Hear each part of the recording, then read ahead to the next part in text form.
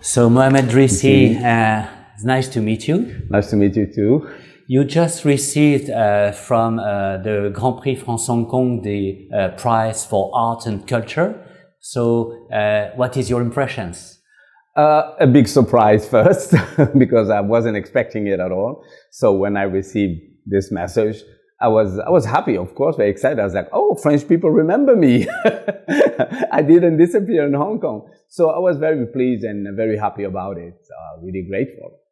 So you're from French origin, been growing up in Marseille, but most of your career was abroad. You were taught in Broadway, New York City, and then now you're all Hong Konger. How does it work? What is your career Yes, path? I'm from Marseille. My parents are originally from Tunisia, immigrated to Marseille. So I started learning dance from TV, passion, I would say more passion, from musical, from watching all black and white musical from Fred Astaire and Ginger Rogers. So that passion started there in Marseille. Then later on, want to further my study in musical. So I moved to New York and then spent almost 5 years learning back and forth France and New York to learn more about musicals. And then in New York, I got my job at the Hong Kong Academy for Performing Arts in 1991. That's a long time ago. And since then, my big thought when I arrived in Hong Kong was like, I have to immerse myself in the local art field. I wasn't interested to work with French or British or American actors, but I was interested to discover the local field. So since I came, and especially my students were local at the Hong Kong Academy of Performing Arts, so I really immersed myself in the performing arts field in Hong Kong. Since then, I've been working locally with the artists from film, from TV, from stage, from theater. So I'm really working with local field completely. So musical's been your passion for quite a while now. In the first place, you were not supposed to go into this direction.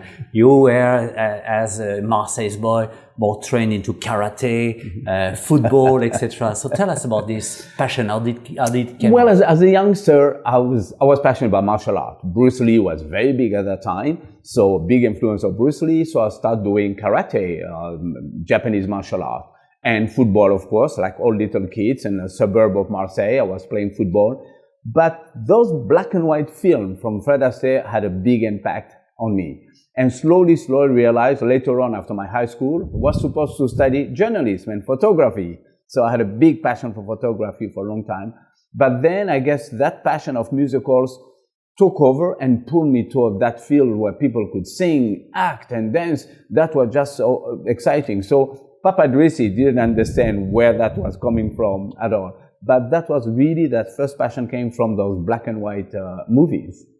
And ever since you've been in Hong Kong in 1991, you've been doing two things at the same time, teaching musicals in schools, and at the same time building your own company, dance and musical company. Tell us about this.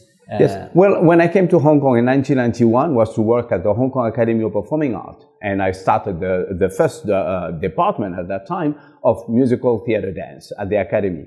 I worked there for 14 years, from 1991 to 2005, but slowly I felt I need something else. I'm an educator. I love teaching. I love educating. Of course, I have my passion for producing professional shows, but also a big part of me is being an educator. So after close to 2005, before that I had a break and I went to finish my master in drama in Australia and was planning to go back to Europe, but I decided to stay and really to work on something that Hong Kong needed. I realized when I have most of my students coming at the academy, they didn't know much about musical. They were dancers, some of them have done a little bit of drama, but they didn't know much about musical, and I realized something was missing. So when I decided to leave the Hong Kong Academy of Performing Arts in 2005, my first step was to start working locally with the Leisure and Cultural Service Department and musical education in schools. And that became a big part of my company that I set in 2005, the Hong Kong Free Arts Musical Institute.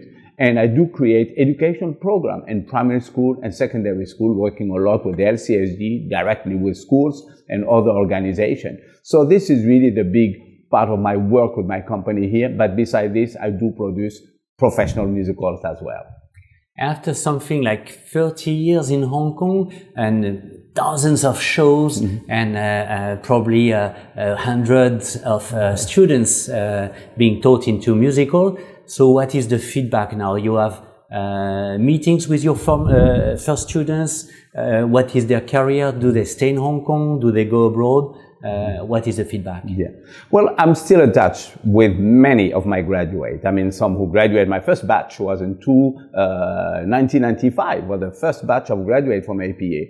And I'm still in touch with some of them and meeting for lunch and dinner, catching up. They are still in the field now, choreographing, teaching, doing what I'm doing. They're bringing, it's like a handover to them to become educators, educating people about musical theater. Some of them are still performing, and many of them are working with my company now as an educator and as performer in some of my musicals. And I'm very happy that one of my students as well is now one of the lead performer in musical theater in Hong Kong called Jordan Jang, and he's a well-known artist. So I'm still in touch with many of my graduates. I'm really happy about this. I'm an educator, as I say, deep in my heart. Beside professional show is really the handover. What my teachers in Europe, in France, in US hand over to me as an educator in musical, this is what I love to do, is really giving passion to new artists, to new talent. And I'm really happy about this, and it's still going on. And as a Westerner living in Asia, bringing this new type of art, which is not in the Asian culture, basically, what do you think Asia can bring to this type of art, and what also you coming from Europe can bring into Asia? How does it work together? Well, musicals is an American art form, so even though it is really big in Europe, it's still an American art form. Why not bringing musicals in Asia? Of course, sometimes there is a twist, but Hong Kong is slowly actually starting to create their form of musical. It's still the same as America, and there's acting, singing, and dancing. It's still the same, but bringing more local story. They don't have to do a Western story, but as long as they could connect with it, there is no reason why musical cannot be big in Asia. So for me, it wasn't really a problem, and I work all the time, the year long. I work with the local school, with local artists, local talent, and I'm really happy. Hong Kong has many wonderful artists in musical theater that I take pleasure to work with them every year. So you produce something like 2 shows every year. What are you working at the moment? What are you delivering? And what are your next projects? Well, right now I'm doing a new musical called Blood Brothers. The first time people will hear it. We just start this week the rehearsal of Blood Brother. That is a West End musical. Had run in the UK for over 30 years. So we're bringing it to Hong Kong, translated into Cantonese. So we're not making it a Cantonese story, but they translate in Cantonese for the local population to be able to understand. So Blood Brother is my current project. All year long I do education, but I do, like as I said, 2, sometimes 3 shows a year professionally. Before Blood Brother, I did another big musical in December called Next to Normal that went very well, and actually we are nominated for the lyrics of the show for the Drama Award this year. So, and my next project is another musical, but it's a French story, but I cannot tell the name yet. Mohamed, we are expecting these new shows, and thanks for your time. Thank you very much. My pleasure.